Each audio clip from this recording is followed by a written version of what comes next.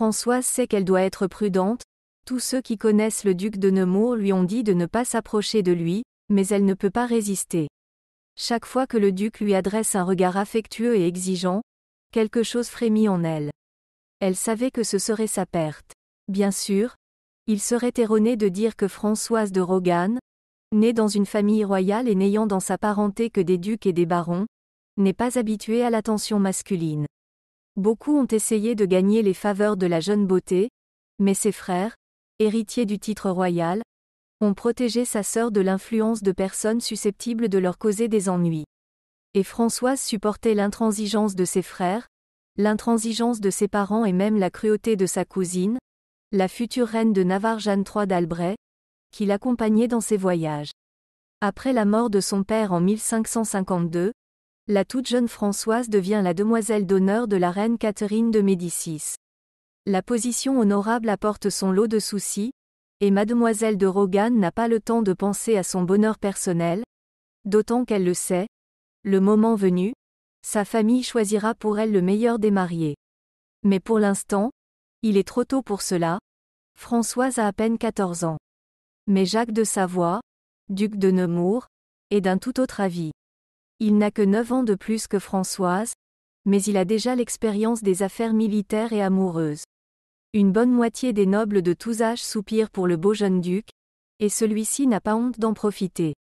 À plusieurs reprises, il a été surpris presque nu dans les appartements d'une autre femme mariée, mais à chaque fois, Jacques a réussi à s'en tirer facilement. Habituellement, les femmes ne refusent pas le duc. Aussi, lorsque la jeune Françoise tente de repousser timidement ses avances, Jacques se passionne encore plus pour elle.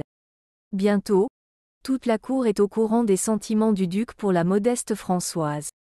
Jacques n'a pas cherché à faire de sa cour un secret. Les choses en vinrent au point que même les serviteurs de l'agité Jacques furent obligés de ne porter que des vêtements aux couleurs de la famille de Rogan, et le roi lui-même plaisanta sur l'incapacité de son courtisan à lancer une balle dans la cible, si seulement Françoise se trouvait à proximité. La mère et les frères de la jeune fille rouspètent, ils n'aiment pas le duc voluptueux et ventripotent, mais Françoise, tombée sous le charme d'un homme amoureux d'elle, est déjà sourde à leur mise en garde. Et même à la reine, qui la convoque à une franche conversation sur les dangers d'une liaison avec un homme aussi inutile, Françoise refuse de prêter l'oreille. Avant de partir en campagne militaire, Jacques change de tactique et annonce en public qu'il épousera Françoise dès son retour en France. D'Italie, il envoie à sa bien-aimée des cadeaux coûteux et des tonnes de lettres très affectueuses, si bien qu'à son retour, les défenses de la jeune fille sont complètement tombées. Françoise permet au duc d'obtenir tout ce qu'il cherchait désespérément depuis tant de mois. Le soir même, en présence de plusieurs serviteurs, il se prête des serments de fidélité qui, à l'époque, n'ont pas moins de valeur juridique que les fiançailles officielles. Aussi, lorsque Françoise, après le départ régulier du duc en campagne, découvre qu'elle se trouve dans une position intéressante, elle est inquiète, mais pas effrayée. Bien sûr, Jacques reviendra bientôt et fera d'elle sa femme légitime. Et sa famille n'aurait plus rien à redire. Mais le temps passe, le duc ne se manifeste pas, et même les lettres désespérées envoyées par Françoise restent sans réponse. Par ses amis, elle sait que Jacques est bien vivant, mais alors pourquoi se tait-il ? Ce n'est que quelques longues semaines plus tard que le duc lui écrit une courte lettre dans laquelle il lui jure encore son amour et lui promet de l'épouser, mais Françoise n'ose pas le croire. Entre-temps, il n'est plus possible de cacher la grossesse et toute la cour apprend la honte de la noble.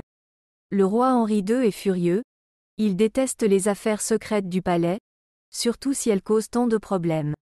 Il exprime vivement sa désapprobation à Françoise qui, étouffant ses larmes, lui montre toutes les lettres du duc perfide, dans lesquelles il promet de faire d'elle sa femme. La colère du roi est désormais dirigée contre son sujet. Jacques reçut l'ordre de rentrer immédiatement chez lui, mais il ne le fit pas, ni à ce moment-là, ni plus tard, alors que Françoise avait déjà accouché d'un garçon en bonne santé.